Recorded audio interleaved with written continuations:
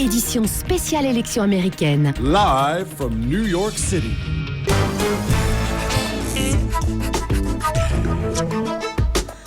It's almost information, c'est presque de l'info.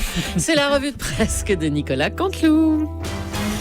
Et c'est Marc-Olivier Fogiel qui est avec nous ce matin. Bonjour Marc-Olivier. Bonjour Julie, vous êtes parfaite, l'accent est parfait. Alors dites-moi, la France se réveille sous le choc ce matin. Exactement, alors on vient d'entendre Donald Trump il y a quelques minutes à l'instant pour son premier discours en tant que président. Vous aurez remarqué d'ailleurs Julie qu'il a choisi comme créneau horaire pile le moment de notre chronique.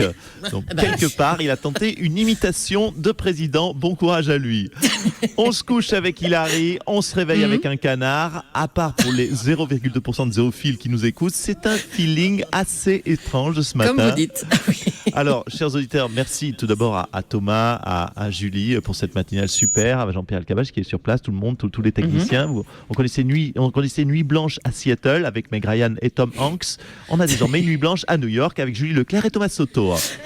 C'est vrai que les remakes français, c'est toujours un petit peu plus chipouille. Un peu chipouille, c'est vrai. Alors Marco, on va bien sûr parler de cet événement mondial. Et oui, cet événement mondial, bien sûr, qui fait bouger qui rebat toutes les cartes. C'est la sortie du film de Jérôme Commandeur. Ma famille t'adore déjà. My Family Already Love You. Une sortie mondiale, bien sûr, Julie. C'est effectivement un événement, le film de Jérôme, mais il y a aussi un petit peu la victoire de Donald Trump. Voilà, on aide notre camarade Jérôme, il n'en a pas besoin, de toute façon, son film est super. Oui, accessoirement, oui, c'est vrai qu'il y a également l'élection de Donald Trump, parce que le vrai élément, c'est aussi ce séisme, cette victoire incompréhensible. Marine Le Pen vient de gagner en 2017. Mais attendez, qu'est-ce que vous racontez, Marco, là ? Attendez, si Trump gagne aux États-Unis, si le Brexit gagne en Angleterre, Marine Le Pen va gagner en 2017, c'est officiel. Remarquez, on pouvait s'en douter de la victoire de Trump. Après, avec la défaite d'Hillary, il est encore responsable d'une femme battue. Ah, pas mal. Ouais, voilà. Alors, excusez-nous, chers auditeurs, il y aura toujours un petit décalage avec les rires de Julie, parce qu'on est quand même à 5-6 000 km de distance. Allez, on vous écoute pour les titres, Marc-Olivier. C'est parti, donc victoire du canard, c'est la joie aux States, sauf bien sûr pour les Noirs, les Latinos, les femmes, les gays et toutes les minorités. C'est la joie donc pour qu'est-ce qui reste ? Pour les vieux blancs. Voilà, il y en a plus qu'on croyait des vieux blancs finalement aux États-Unis. Victoire de la mèche, Omar Sy a annoncé qu'il rentrait directement en France. Bon, voilà, ça fait quand même une bonne nouvelle après la victoire de Donald Trump. Victoire de Monsieur UV, Donald Trump donc est le nouveau président américain. Conséquence, la langue la plus parlée à Calais va devenir donc le mexicain. Ça va leur faire une trotte, Laurent, une trotte aux pauvres mexicains. Mexico, jungle de Calais, ça fait une trotte sur 3 pieds. Et puis, divorce à l'américaine, Angelina Jolie a obtenu, c'est un tout autre sujet, la garde de ses 6 enfants. Alors, il y a quand même une bonne nouvelle pour Brad Pitt, il a obtenu la garde de ses 6 bouteilles de whisky. Malheureusement, pour Angelina Jolie, vous l'avez compris, c'est Trump qui a gagné. Mais pourquoi ? Parce que avec Trump, comme tous ces mômes sont étrangers, Angelina va être obligée de construire 6 murs, un autour de chacun de ses 6 enfants. Ça va être un beau bordel. Et puis on ne pouvait pas l'oublier, anniversaire à la rédac aujourd'hui, Raphaël Enthoven a 41 ans. Bon anniversaire à lui. Mais bon, il faut quand même lui dire la vérité. Faut moi quand même lui dire les choses. Les grands philosophes, Platon, Socrate, les grands philosophes ont tous minimum 3000 ans. Donc il y a encore un petit peu de chemin avant d'être considéré par la profession. Et puis, 7e art, on n'en a pas parlé aujourd'hui, sort le premier film de Jérôme Commandeur, Ma famille t'adore déjà. Je rassure tous les auditeurs, non, ce n'est pas l'histoire de l'arrivée de Robert Ménard au sein du Front National. C'est 1000 fois plus drôle. À vous, July from New York.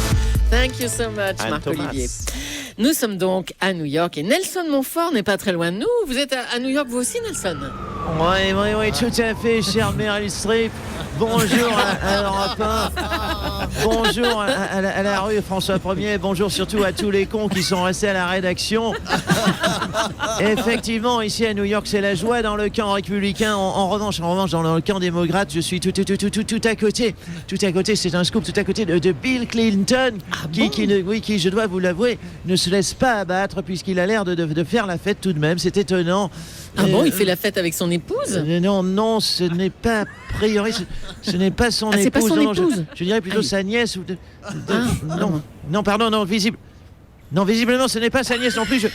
Je dirais qu'il s'agirait plutôt d'une jeune stagiaire en short et en jean. Non, petite short en jean et souffrant visiblement d'une double excroissance mammaire, alors que Bill est rejoint par une deuxième stagiaire, une troisième stagiaire, mais c'est fou ce qu'il a comme stagiaire pour en retraiter. Je vous laisse. Je vous laisse, chère Julie. Eh les filles, moi aussi, il faut me consoler de la victoire républicaine. Bon, on vous laisse, Nelson, avec Bill Clinton. Hillary est donc la grande perdante de cette soirée électorale. Bonjour, Angela Merkel. Bonjour.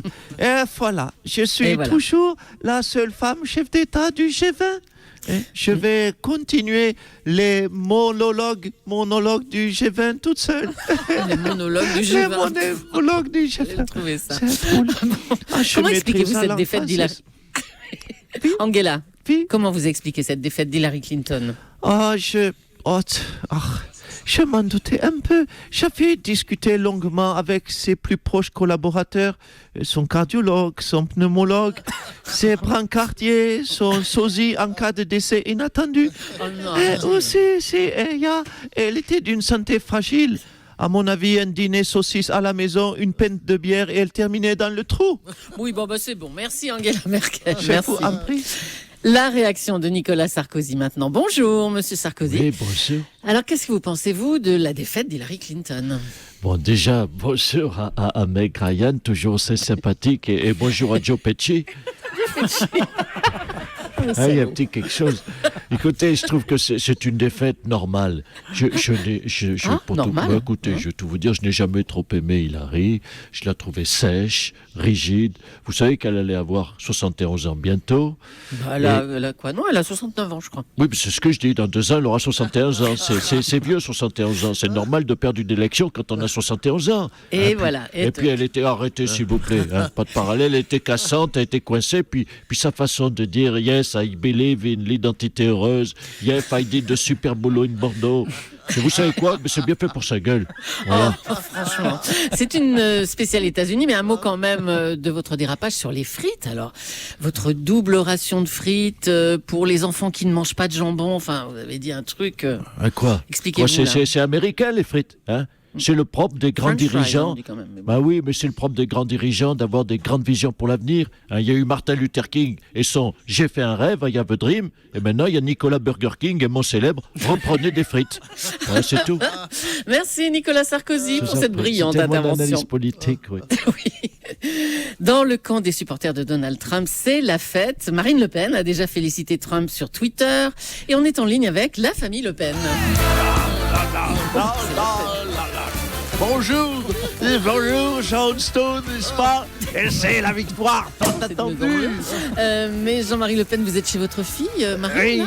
Oui, nous sommes tellement heureux, nous les populistes, que nous nous sommes réconciliés avec ma petite fillotte, n'est-ce pas?